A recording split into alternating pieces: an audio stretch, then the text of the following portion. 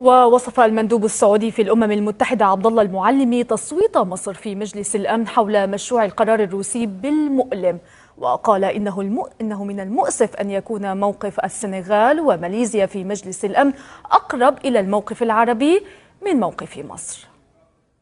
كان من المؤلم أن يكون الموقف السنغالي والماليزي أقرب إلى الموقف التوافقي العربي من موقف المندوب العربي. هذا بطبيعة الحال كان مؤلما، ولكن أعتقد يوجه السؤال إلى مندوب مصر.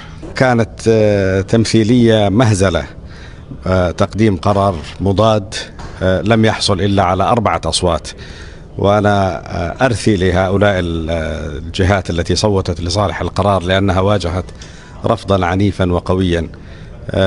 اليوم يوم مظلم بالنسبة للشعب السوري، ولكن الشعب السوري لا يعرف الظلام ولا يعرف اليأس، وسينتصر بإذن الله تعالى